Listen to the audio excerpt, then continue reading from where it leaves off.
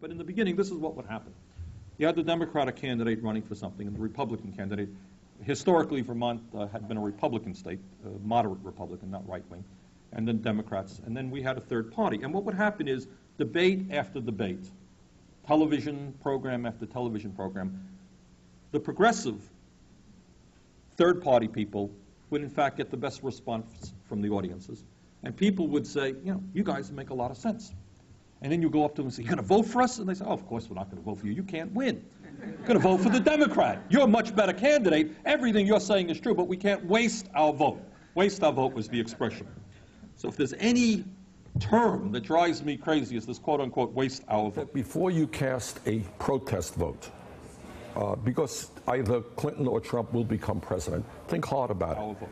Now, my own view, and it has been my view for many, many years, is that what we need in this country is what Jackson calls a rainbow coalition. But it has to be done outside of the Democratic Party. Candidate. As an independent, why shouldn't they go vote for somebody who's close to what they believe if they don't like the two major party candidates? Well, I will tell you why. And look, you know, I am the longest-serving independent in the history of Congress. When I was younger, I ran on a third party here in the state of Vermont. I got all of 1% in one election. So I'm not here to disparage third-party candidates who historically have played a very, very important role in this country in raising issues and moving this country in certain directions. I think what the focus has got to be on now is understanding that this moment in history for a presidential election is not the time for a protest vote.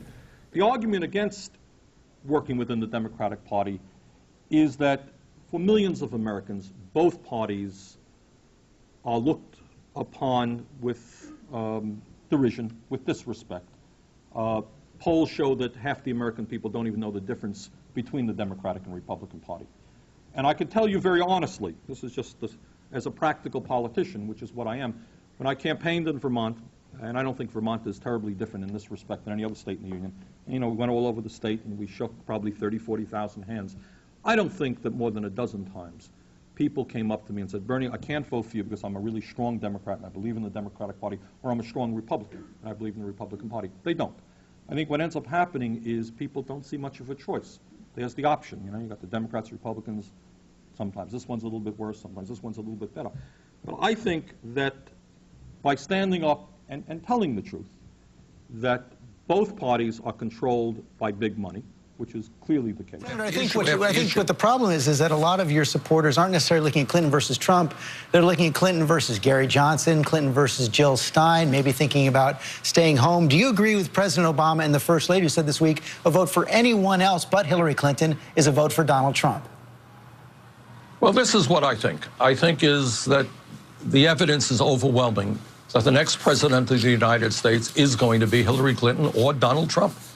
I think if you're voting for somebody else, in a sense, and not supporting Clinton because she doesn't live up to all of your specifications or all of your ideas, I think in a sense it is a vote for Trump. And I think also... But I think that nationally, the party has, on issue after issue, sold out so many times that if you go before the people and say, hey, I'm a Democrat, you don't usually generate a lot of enthusiasm.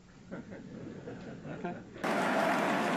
Madam Chair, I move that the convention suspend the procedural rules. I move that all votes cast by delegates be reflected in the official record.